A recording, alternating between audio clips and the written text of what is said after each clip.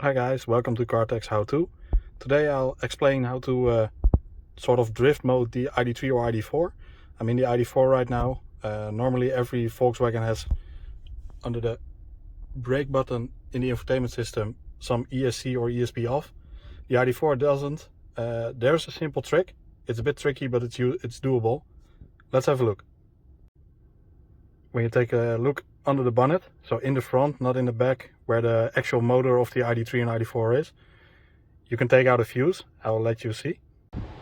I've pre-opened the fuse box already. It's on this side.